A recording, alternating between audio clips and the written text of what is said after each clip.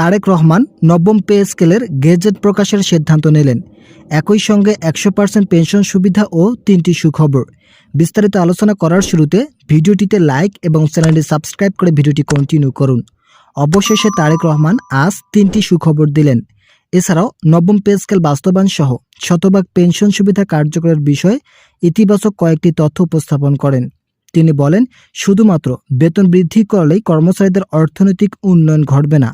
অর্থনৈতিক শক্তি ফেরাতে অবশ্যই পেনশন সুবিধা শতভাগ বৃদ্ধি করা প্রয়োজন।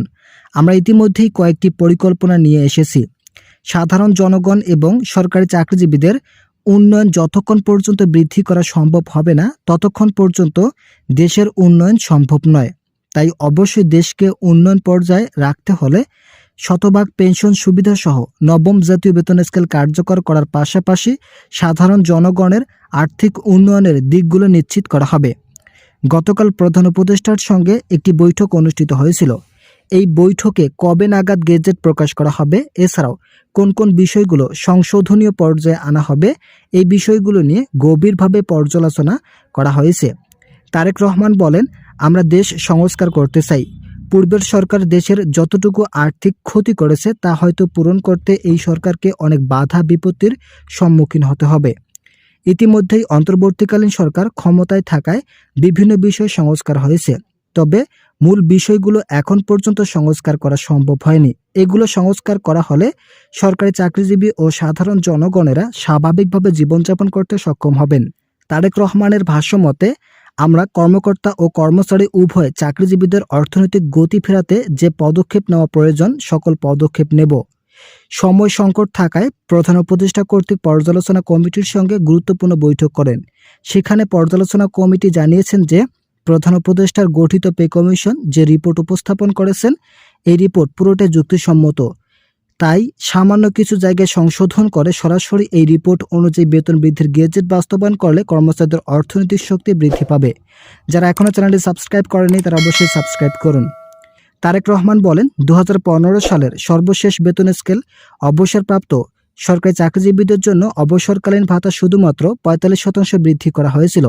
এটা বর্তমান সময়ে পুরোপুরি অকেজো হয়ে পড়েছে। কিন্তু তৎকালীন সময় এই বিষয়টি নিয়ে তেমন কোনো নেতিবাচক তথ্য উঠে আসেনি।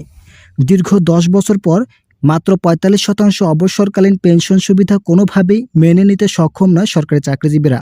তাই তাদের জন্য অবসরকালীন ভাতা শতভাগ করার বিষয়ে নতুন সিদ্ধান্ত নেওয়া হয়েছে। আমরা এরই মধ্যে পে কমিশন ও প্রধান উপদেষ্টার সঙ্গে বৈঠক করেছি। সবাই এই বিষয়টিকে সমর্থন জানিয়েছেন।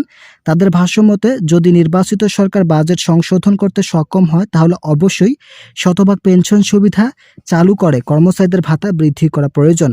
এরই মধ্যে একটি সূত্র নিশ্চিত করেছেন, মূল বেসিক সর্বনিম্ন 20,000 টাকা নির্ধারণ করায় শতভাগ পেনশন সুবিধা বৃদ্ধির বিষয়টি একটি নেতিবাচক হিসেবে দাঁড়িয়েছে।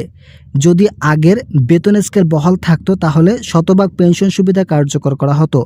নির্বাচিত সরকার ও অন্তর্বর্তীকালীন সরকার শতভাগ পেনশন সুবিধা কার্যকর না করে 80% পর্যন্ত অবসরকালীন ভাতা বৃদ্ধির বিষয়ে একতাবদ্ধ হয়েছেন।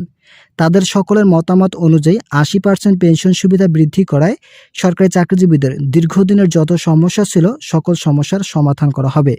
ইতিমধ্যেই তারেক রহমান আগামী 5 কর্মদিবস পর্যন্ত সময়সীমা বেঁধে দিয়েছেন। নতুনভাবে নবম জাতীয় বেতনের বিষয়টি আলোচনায় উঠে আসে। প্লিজ আপনার চ্যানেলটি সাবস্ক্রাইব করে ভিডিওটি কন্টিনিউ করুন। তারেক রহমান ইতিমধ্যেই 3টি সুখবর দিয়েছেন। প্রথম সুখবর, নির্বাচিত সরকারের প্রথম কাজ থাকবে নবম জাতীয় বেতন স্কেল। 2015 সালের পর থেকে কর্মচারীরা অত্যন্ত বৈষম্যের শিকার। তাই তাদের বৈষম্য নিরসন করতে এই সিদ্ধান্ত নেওয়া হয়েছে। একই সঙ্গে অর্থনীতিবিদ ও রাজনীতিবিদরা ব্যাপক চাপ সৃষ্টি করেন সরকারকে, যার ফলে প্রথম কাজ হিসাবে নবম পে স্কেলকে বেছে নিয়েছেন নির্বাচিত সরকার তারেক রহমান। দ্বিতীয় সুখবর, সিলেকশন গ্রেড ও টাইম স্কেল পুনরুদ্ধার। এটি এখন বাস্তবায়ন না করার বিষয়ে অনেকেই দ্বিমত পোষণ করেছেন। কিন্তু তারেক রহমান বলেন, আমরা যদি সরকারি চাকরিজীবীদের বেতন বৃদ্ধি করি তাহলে এই বিষয়টি বাদ যাবে কেন? আমরা কর্মচারীদের অর্থনৈতিক শক্তি ফেরাতে যথেষ্ট সক্ষম। তাই তাদের সকল ধরনের বাধা বিপত্তির পাশ কাটিয়ে নবম জাতীয় বেতন স্কেল কার্যকরের নতুন রূপরেখা তৈরি করতে যাচ্ছি। একই সঙ্গে সিলেকশন গ্রেড ও টাইম স্কেল নতুনভাবে পুনরুদ্ধার করায় কর্মচারীদের মুখে হাসি ফুটবে। তৃতীয় সুখবর, অন্তর্বর্তীকালীন সরকার চেয়েছিলেন আগামী জুলাই পর্যন্ত আংশিক বেতন স্কেল বাস্তবায়ন করা হবে, কিন্তু আংশিক বেতন স্কেল বাস্তবায়ন না করে সরাসরি নবম জাতীয় বেতন স্কেল পূর্ণাঙ্গভাবে চালু করার নতুন রূপরেখা তৈরি করা হয়েছে। আশা করা যাচ্ছে আগামী 5 কর্মদিবসের মধ্যে এই 3টি গেজেট আকারে উল্লেখ করা হবে, যেখানে শুধুমাত্র বেতন বৃদ্ধির গেজেট নয়, নবম জাতীয় বেতন স্কেল কার্যকরের নতুন গুরুত্বপূর্ণ সুপারিশনামা। ভিডিওটি শেষ করার পূর্বে অবশ্যই আপনার চ্যানেলটি সাবস্ক্রাইব করে আমাদের সঙ্গে থাকুন।